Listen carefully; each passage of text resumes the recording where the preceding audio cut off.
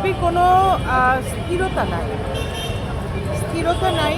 তারা kind of lost, মানে একটা পাখি যখন হারিয়ে যায় না, হারিয়ে গেছে। এনসিপি তো জমিনের সঙ্গে, জনগণের সঙ্গে তাদের যে বন্ধনটা ছিল, সেই সুতাটা তো কেটে দিয়েছে অনেক আগে।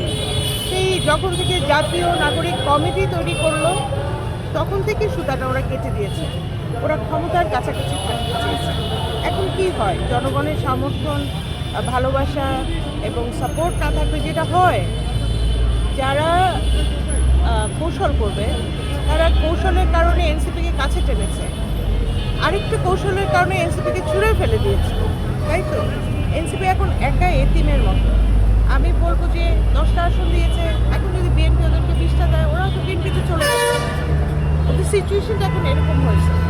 এখন বলার কি আছে? বলার একটাই আছে, এনসিপি থেকে যারা দুর্নীতিবাজ, যে সমস্ত সমন্বয়ক এবং ছাত্রনেতারা বা তাদের ভাই ব্রাদার যারা ছিল, তাদেরকে বের করে দেন, দিয়ে এনসিপিটাকে সংস্কার করেন, এনসিপিটাকে পরিষ্কার করেন, করে সত্যি সত্যি জুলাইয়ের পক্ষে, এদেশের মানে আগ্রাসন বিরোধী, জাতীয়তাবাদী, বাংলাদেশপন্থী, গণতন্ত্রপন্থী, 71 জুলাইকে ধারণ করে, এই দুটোকেই ধারণ করে এমন মানুষকে নিয়ে এনসিপিটাকে পুনর্গঠন। আচ্ছা, জামাতের আমির বলেছে যে আমরা 71-এ বাংলাদেশের মানুষের সাথে, জনগণের সাথে অনেক ভুল করেছি, আমাদেরকে একটিবার সুযোগ দেন, আমাদেরকে ক্ষমা করে দেন। এটা কি কীভাবে দেখছেন?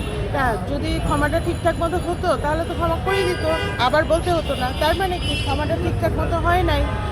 এখন কি প্রক্রিয়ায় করলে ঠিকঠাক মতো হয়, যাতে আপনাকে এই প্রশ্নটা আবার কখনো না করতে হয়, জামাতের সেটাই করা উচিত।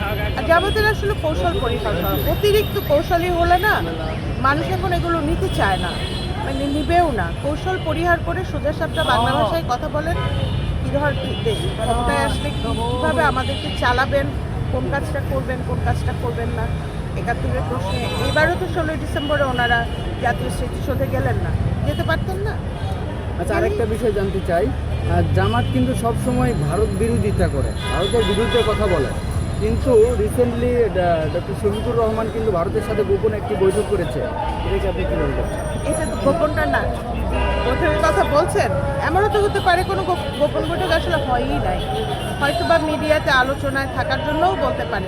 শুনেন, যেটা গোপন সেটা গোপনই, গুপ্তকে কখনো আপনি যদি সামনেও আনেন যে এটা একটা গুপ্ত কাজ ছিল, মানুষ এটা বিশ্বাস করবে না, কারণ এটা কোনো ভ্যালিডিটি নাই। আমার তো মনে হয় না আদৌ কোনো মিটিং হয়েছে। জামাত কি ক্ষমতায় আসতে পারবে বলে মনে করেন? জামাত ক্ষমতায় আসতে পারবে না কেন? নিশ্চয়ই পারবে, যদি মানুষ ভোট দেয়।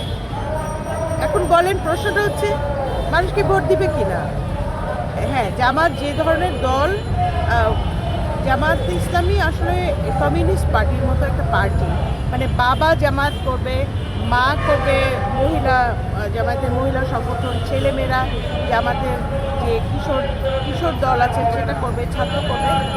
ওই কমিউনিস্ট পার্টিরও তাই, ছেলেমেয়েরা ছায়ানটবিচি করে, বাবা কমিউনিস্ট পার্টি করে, মা আরেকটা কমিউনিস্ট আরেকটা সংগঠন করে। তো পারিবারিক ভোটগুলো জামাত নিশ্চয়ই পাবে। এখন সাধারণ মানুষের ভোট পাবে কি না দিনে দিনে আমার মনে হয় কমছে। 5ই আগস্টের পরে জামাতের যে গ্রহণযোগ্যতা এবং যে জনপ্রিয়তা ছিল, সেটা অনেক নিচের দিকে যাচ্ছে।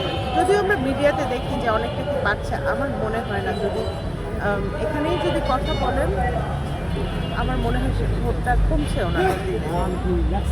আমাদের এই যে জান্নাতের টিকিট বিক্রি করা কীভাবে দেখছেন? জান্নাতের টিকিট তো আসলে বিক্রি করা যায় না, যায়? তাহলে ওনারাও এটা একটা ফেক হচ্ছে, এটা একটা ফলস টিকিট বিক্রি করা হচ্ছে। সেই জন্যই বললাম যে কাজটা করা যায় না।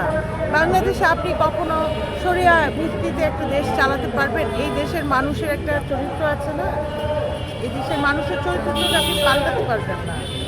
তো সেই জন্যই বলছি, জামাত অনেক ভুল করেছে, যে বাস্তবতার বাইরে গিয়ে প্রত্যাশাটা বেশি হয়ে গেছে।